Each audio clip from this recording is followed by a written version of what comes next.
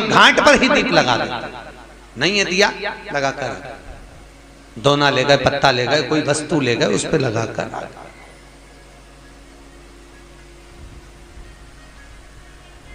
समर्पण महाराज। अब दीप दान का फल क्या है? घाट पर जो दिया लगाया जाता है वो ज्यादा पुण्य फल पर देने वाला है कि गंगा जी में जो छोड़ते हो वो ज्यादा फल देने वाला है? बोलो जम के बोलो बोलो। जो गंगा जी में छोड़ते हैं वो ज्यादा फल देता है। कौन सी पुराण में लिखा था कि गंगा में छोड़ो, यमुना में छोड़ो, सरयू में छोड़ो तो वो ज्यादा फल देगा? गंगा कौन? क्या बोलते हो? गंगा माँ। अब तुम्हारी माता जी यहाँ बैठी है, वो की छाती पे दिया धर दे, बोलो अच्छा लगेगा? बोलते जाओ, लगेगा? हरिद्वार ले जाओ, रोटी भी दे रहा है, रिजर्वेशन भी कराया, लेकर गंगा जी हरिद्वार भी गया, पंडित जी को देकर कम से कम 2-4 हजार रुपए तो खर्च करके ही आएगा। तो इससे तो जिंदा जी अम्मा को गंगा ले जाता तो दूसरी बार मरी हुई को ले जाने की जरूरत ही नहीं पड़ती। जीते जी ले जाता तो कोई उसको भी तृप्ति होती, मेरा बेटा मुझे जीते जी गंगा नहाने ले गया। और मरने के बाद ऐसी झोली में धोकर ले जा। होता है जब कोई मर जाता है तो शमशान से 2-4 जब उसको हरिद्वार कहाँ पे ले जाते हैं ना, इलाहाबाद वगैरह, तो वो छोटी छोटी हड्डियों के टुकड़े घर पे लाते हैं, फिर वहां पर बहू उनको दूध से धोती है, रोती है। अच्छा पूछो क्यों रो रही? हमारी इतनी बड़ी अम्मा थी पर डोकरी मरी तो यहां धरी। अब हड्डी के टुकड़ों को प्रणाम कर रही है, उससे अच्छा जीते जी माता पिता के चरणों को प्रणाम कर लेती तो कितना आशीर्वाद मिल जाता सारा। जीते जी ब्राह्मण को भोजन कराओ। यहाँ तो श्रीमद वल्लभाचार्य जी ने मायावाद का खंडन करा जगन्नाथपुरी में, इसलिए वहां पर एकादशी भी उल्टी लटकी। जगदीश में एकादशी कैसी लटकी है? उल्टी। क्योंकि जगन्नाथपुरी में मायावाद का खंडन श्रीमद वल्लभाचार्य जी ने करा, और मायावाद का खंडन कर कर कहा, पंडित लोग बोल रहे थे कि मरने के बाद एकादशी का दान करो, तो श्रीमद वल्लभाचार्य जी ने कहा जीते जी एकादशी का दान करो। क्यों? मरने के बाद गरुड़ पुराण में लिखा है 10 दिन तक जीवात्मा रहती है। कितने दिन?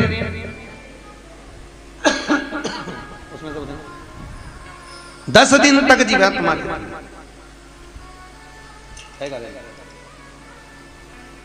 और 10 दिन तक जीवात्मा निवास करती है, और 10 दिन के बाद जीवात्मा अपने धाम को चली जाती है। सही है क्या? आपको भी मालूम होगा 10 दिन का कर्म होता है। पंडित जी एकादशी का दान कब करवाते हैं? 12वें 13वें में, जो 12 दिन होते हैं तब कराते हैं। 10वें दिन अगर जीवात्मा चली गई तो तुमने जो एकादशी करी उसका पुण्य कब मिलेगा? बोलो जम के। तो श्रीमद वल्लभाचार्य जी ने लिखा, मायावाद का खंडन कर कर जल भेद ग्रंथ के अंदर, कौन सा ग्रंथ है? जल भेद।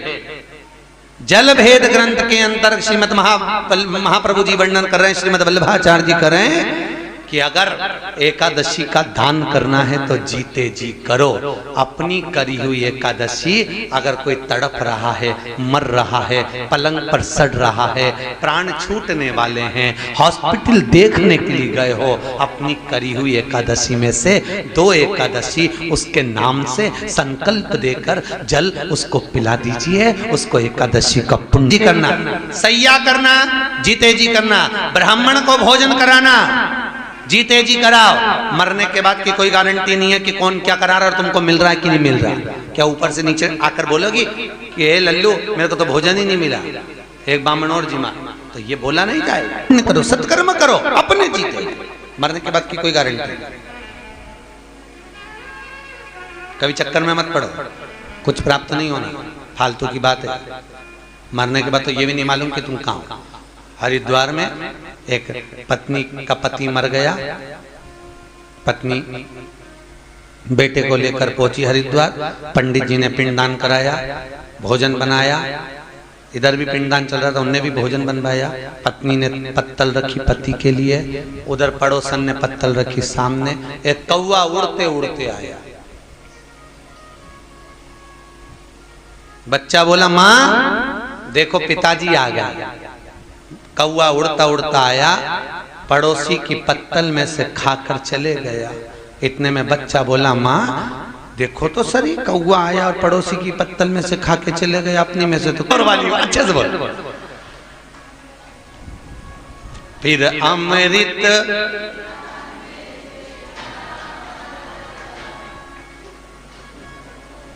कभी अपनी बोतल किसी को, माँ बाप की इज्जत नहीं होती, उस घर में देखना कभी बरकत नहीं होती। जहां माता पिता का सम्मान हो, आदर हो, सत्कार हो, वहां पर लक्ष्मी बढ़ती है।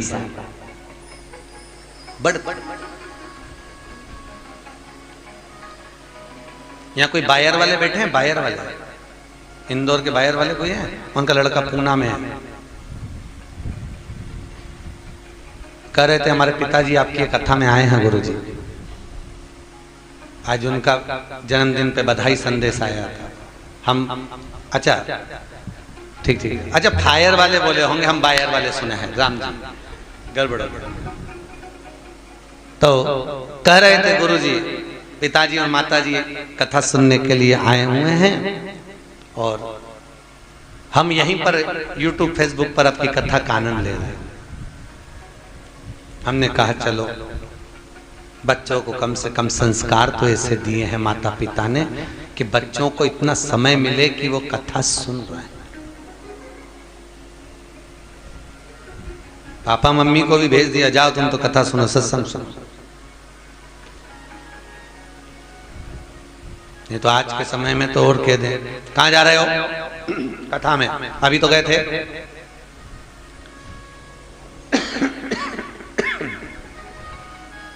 जब अभी गए थे तो फिर बार बार क्यों जा रहे हो?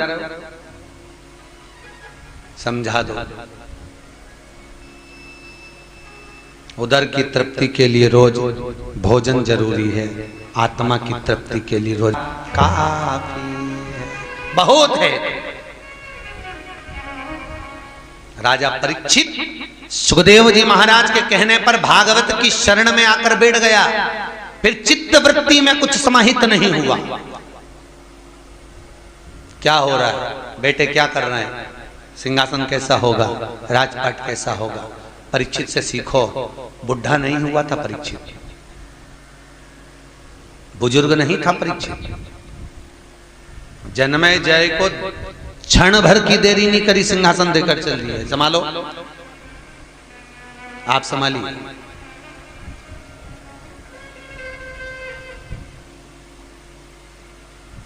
महाराज अब यहां द्रौपदी के 5 पुत्र सो रहे हैं और अश्वत्थामा वो द्रौपदी के 5 पुत्रों को रात्रि के समय पर जाकर मार रहा है। ब्राह्मण का पुत्र है अश्वत्थामा, गुरु का पुत्र है अश्वत्थामा, ब्राह्मण होकर गलत कर्म कर, ब्राह्मण होकर गलत कर्म कर।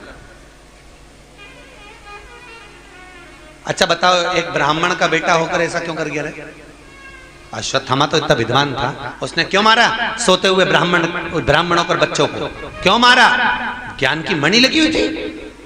होता है, गर्ग संहिता में लिखा है कि व्यक्ति प्रखर होता है तो खुद चारों तरफ तो प्रकाश करता है पर स्वयं अंधेरे में डूबता चले जाता है। दिया जलते हुए देखा है? अरे बोलो तो, प्रकाश कहाँ है? पूरे कमरे में। अंधेरा कहाँ है? दिए के। ज्ञान की मणि का प्रकाश चारों तरफ फैलेगा पर सुता अंधेरे में डूबेगा। बहुत विद्वान व्यक्ति, बहुत विद्वान व्यक्ति कहीं अभिमान में इतना समाहित हो जाता है कि उसको सामने वाला अनभिज्ञ नजर आता है।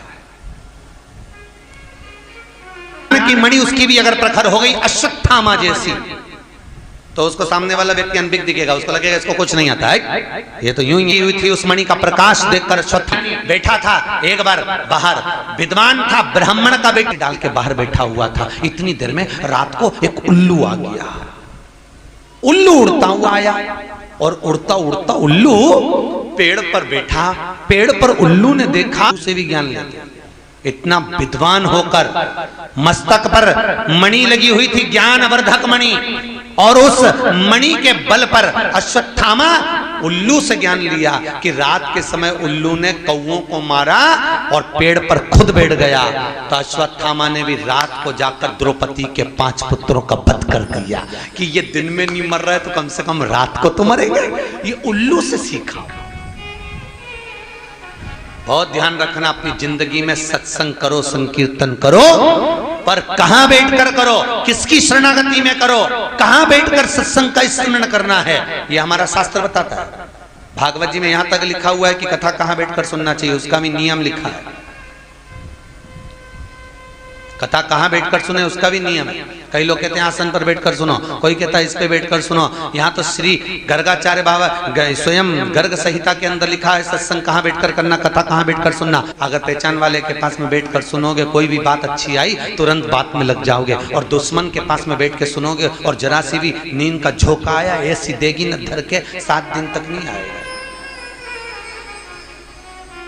काय को बैठे वाले?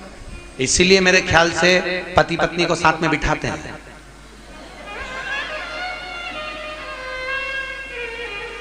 क्योंकि एक इंडिया है तो एक चीन है महाराज, इसीलिए दोनों को पास में बिठा।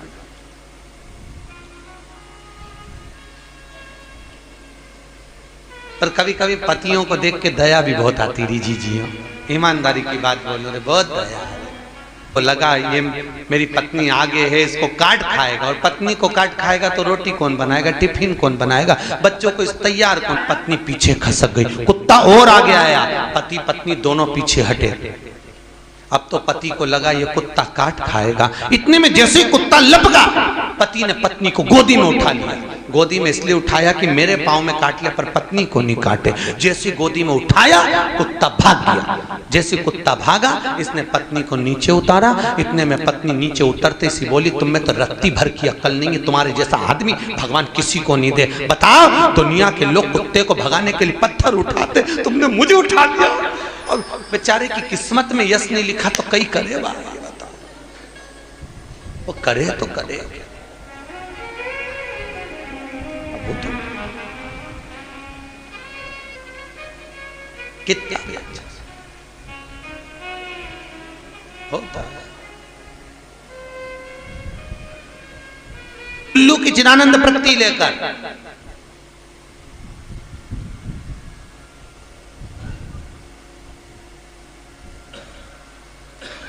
दीपावली के दिन एक भगत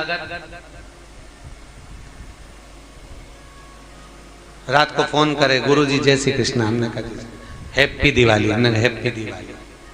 हमने पूछा अभी तक सोए नहीं? नहीं गुरुजी। हमने पूछा क्यों नहीं सोए? हमको तो उल्लू ही नहीं दिखा। तो हमने कहा कहाँ लिखा है पुराण में कि दीपावली के दिन उल्लू देखो? नहीं महाराज जी, हमने उल्लू देख रहे हैं क्योंकि लक्ष्मी जी उल्लू पे बैठती है। तो हमने सोचा उल्लू एक बार दिख जाएगा तो हमारे घर में लक्ष्मी भर आ जाएगी। हमने कहा बिल्कुल अच्छे से देख ले, उल्लू लेके आएगी।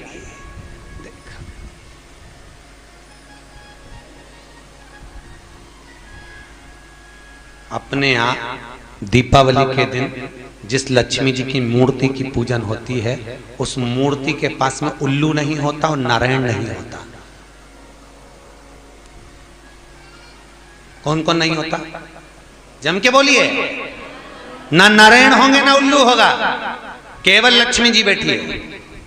इसलिए किसी किसी के यहाँ लक्ष्मी की मूर्ति नहीं आती तो गुजरी लाते। गुजरी देखिए, वो दिए लगे रहते हैं मूर्ति के अंदर कि लक्ष्मी जी ने रखे तो गुजरी धर दो, क्योंकि ना उसके पास में उल्लू हो ना नारायण, दोनों। क्यों? हिंदू धर्म के अंदर शास्त्र की रीति से हर गज, और नारायण क्यों नहीं होते पास में? नारायण ना होने का कारण क्या है? क्यों? क्योंकि लक्ष्मी एक बार भगवान विष्णु से कह दी थी, महाराज सबसे प्रबल में, सबसे प्रखर में मुझसे आपकी सत्ता है। भगवान विष्णु को बुरा लग गया। नारायण बोले, लक्ष्मी तू अपने आप में इतनी प्रखर बनती है, तू तो खुद अपने आप में पूर्ण नहीं है। लक्ष्मी पूर्ण है क्या? नहीं। तू तो खुद अपने आप में पूर्ण नहीं है। इतने में लक्ष्मी जी ने नारायण से कहा, प्रभु तुम मुझे अपूर्ण कह रहे हो। भगवान कह रहे, लक्ष्मी हाँ मैं तुझको अपूर्ण कह रहा हूं, क्योंकि तू अपूर्ण है, तो पूर्ण नहीं। लक्ष्मी को क्रोध आ गया, आंख में आंसू भरकर रोती हुई सरस्वती के पास चली गई। सरस्वती ने पूछा, लक्ष्मी क्यों रो रही है, क्या हो गया? लक्ष्मी कहती है, मेरे पति मुझे अपूर्ण कहते हैं। पति तो पत्नी का मान करता है, सम्मान करता है, प्रतिष्ठा करता है, पर मुझे अपूर्ण कर रहा है मेरा पति मुझको। सरस्वती जी बोली, रो मत, चल पार्वती के पास चलते हैं। पार्वती के यहाँ पहुंचे। पार्वती मैया बैठी थी, क्या बात है, क्यों रो रही हो? लक्ष्मी जी कहती हैं, मेरा पति मुझे अपूर्ण कर रहा है। सरस्वती ने कहा, इसका पति इसको अपूर्ण कर रहा है, कुछ करिए। इतने में पार्वती जी बोलती हैं, काय को चिंता करती है, ले मैं आज तुझे पूर्ण कर देती हूँ। नारी जब अपूर्ण होती है, जब उसकी गोदी में संतान नहीं होती है, इसलिए मैं तुझे पूर्ण करती हूँ। लक्ष्मी की यहाँ संतान नहीं थी, क्योंकि श्राप था भगवान विष्णु को ददीची ऋषि की धर्म पत्नी सुवार्च का, कि तुम्हारे यहां औलाद नहीं होगी, मैं तुझे पूर्ण करता। पार्वती जी ने गणेश जी को गोदी में उसे उठाया, लक्ष्मी की गोद में दे दिया। ले, आज से मेरा यह पुत्र तेरा पुत्र होगा और तू पूर्ण लक्ष्मी कहलाएगी। इसलिए हिंदू धर्म में दीपावली के दिन बच्चे भी आपसे पूछते होंगे, पिताजी आप सरस्वती की पूजन करते हो, गणेश जी की पूजन करते हो, लक्ष्मी जी की पूजन करते हो, फिर लक्ष्मी जी के पति की पूजन भगवान विष्णु की क्यों नहीं करते? तो उसका केवल एक कारण है, अगर नारायण के साथ में लक्ष्मी का पूजन होगा तो वो अपूर्ण लक्ष्मी कहलाएगी, और गणेश जी के साथ अगर लक्ष्मी का पूजन होगा तो वो पूर्ण लक्ष्मी कहलाएगी। महाराज पूर्ण लक्ष्मी, और हर व्यक्ति अपने घर में पूर्ण लक्ष्मी चाहता है। इसलिए दीपावली के दिन नारायण के साथ नहीं, गणेश के साथ लक्ष्मी को पूजा जाता है। पूर्ण लक्ष्मी, ये पूर्ण बने, पूर्णता। भगवान गणेश जी महाराज, सरस्वती का पूजन इसलिए होता है क्योंकि सरस्वती लक्ष्मी को पार्वती क्या लेकर गई, बुद्धि के लिए उसका पूजन। तो हमारे यहाँ जो पाना मिलता है, देखा तो फोटो जो मिलता है दीपावली पे, वो फोटो में लक्ष्मी और कौन कौन होता है, गणेश और सरस्वती, तीनों। बिना गणेश के लक्ष्मी का पूजन पूर्णता में हो। अब द्रौपदी के 5 पुत्र सो रहे थे, अश्वत्थामा ने मार दिया, प्राण छूट गए। द्रौपदी रोती, पुकार पड़ी, भगवान के आवाज लगाई। भगवान उठकर भीम और अर्जुन से बोले, तुम जाओ जरा देखो द्रौपदी क्यों रो रही है, जाइए। पूछा क्यों रो रही? मेरे पुत्रों का वध कर दिया। अश्वत्थामा ने सोते हुए पुत्र को मारा। द्रौपदी को पुत्र मर गए उसका गम नहीं है, द्रौपदी को गम इस बात का है। देखो, पांडव के पुत्र मरे थे तो 2 बहुत रोए थे, एक दुर्योधन बहुत रोया था, एक द्रौपदी बहुत रोई थी। तो दुर्योधन से पूछा अश्वत्थामा ने, पांडवों के पुत्र मर गए तू क्यों? मुझे नहीं मालूम था कि वो पांडव के पुत्र सो रहे हैं, मैं तो समझा कि पांडव सो रहे हैं, तो तुमने पुत्रों को क्यों मारा? तो अश्वत्थामा कहते, क्या हुआ, बाप नहीं मरा, बेटा तो मर गया, तुम्हें तो प्रसन्न होना चाहिए, फिर रो क्यों रहे हो? दुर्योधन कहता रोने का केवल एक कारण है, हम भी मर जाएंगे, हमारे ये पांडव भी मर जाएंगे, कम से कम इन पांडवों के पुत्र जीवित रहते तो तर्पण और तिलांजलि तो कर देते। दोनों शिव की आराधना में लगे रहते थे, ध्यान नहीं आ पाया कि अधिक मास का महीना, वो भी सावन का संजोग मिल गया, ध्यान नहीं आ पाया।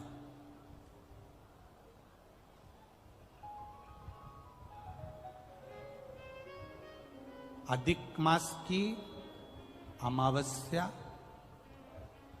जब अधिक मास पूर्ण हो, और सावन का मध्य भाग, समझ लेना जरा, बहुत ध्यान देने वाली बात है। राजा नल का गया हुआ धन वापिस मिला।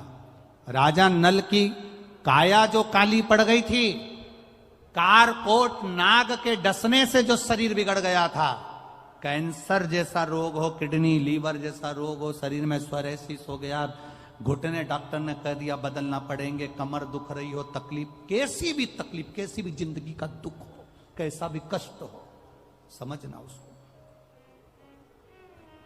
जितना दुख आपकी जिंदगी में नहीं आया होगा, उससे ज्यादा दुख दमयंती और राजा नल के जीवन में आया है।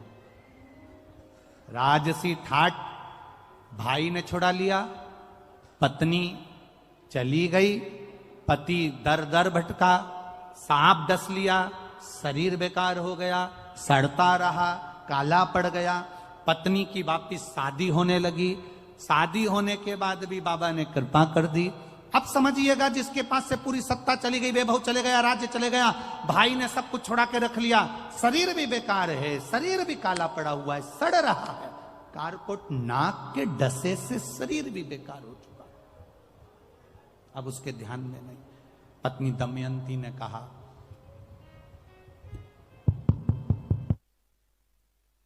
पत्नी कह रही है, पत्नी दमयंती कह रही है, शिव की आराधना करते हैं दोनों, चलो।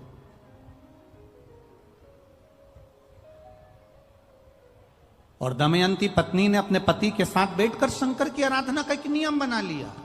रोज शिव के मंदिर में 2 लोटा जल का स्मरण किया। अब फिर निवेदन करेंगे, सारे दिन तुम बाकी के दिनों में जाओ, सारी समस्या का हल, जम जम के बोलो जरा, 1 लोटा जल, पर सावन के महीने में 2 लोटा जल। घर से चलो तो लोटे के ऊपर लोटा हो, डबल देगा,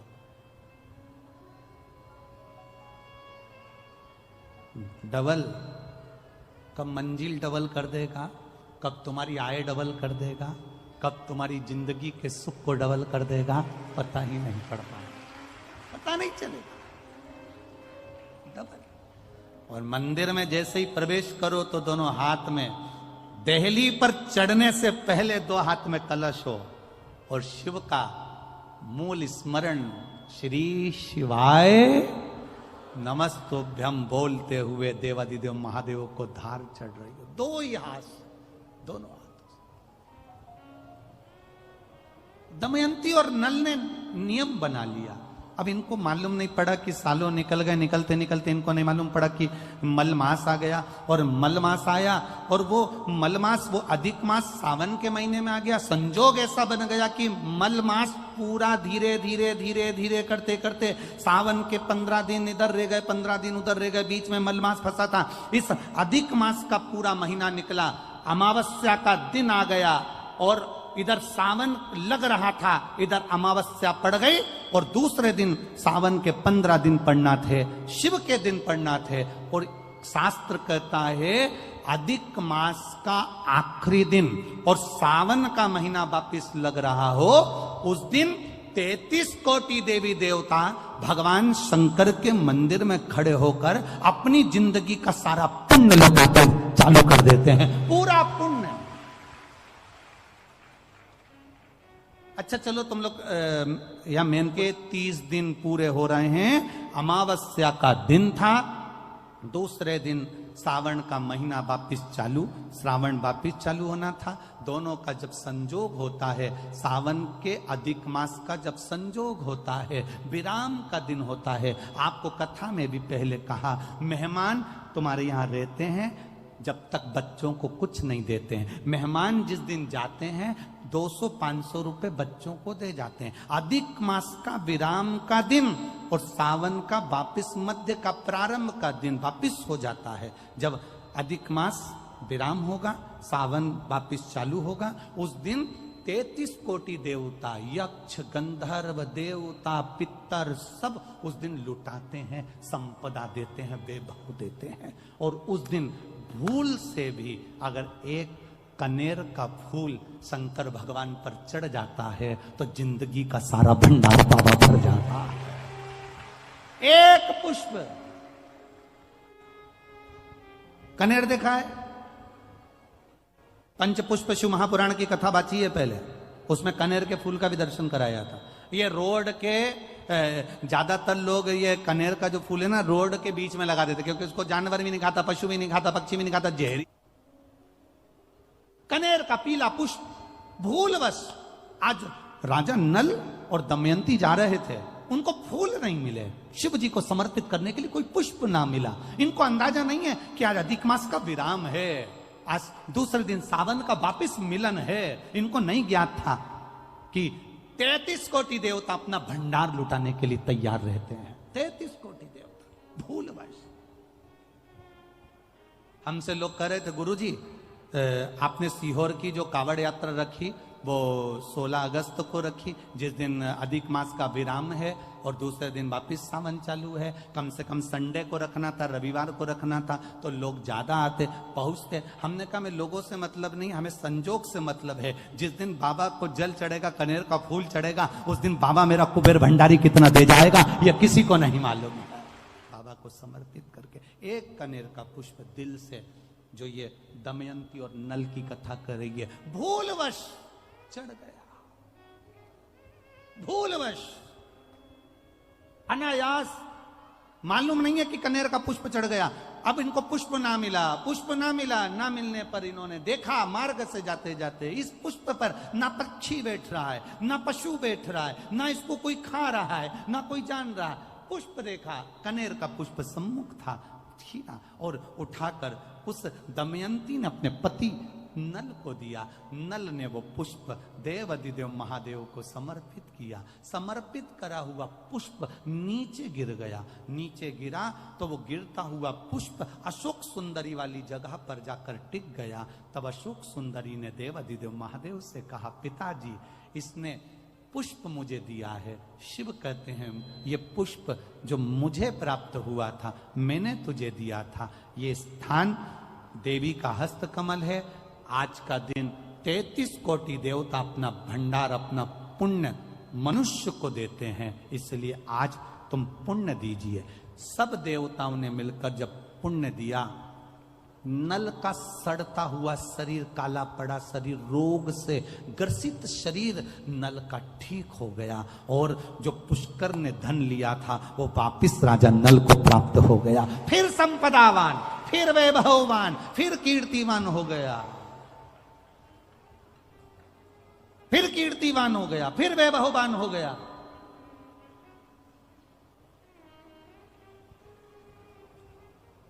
अब दिया किसने? जम के बोलो जरा, देव अधिदेव महादेव। श्री शिवाय नमस्तुभ्यम, हर हर महादेव। दोस्तों, अगर आपको मेरा ये वीडियो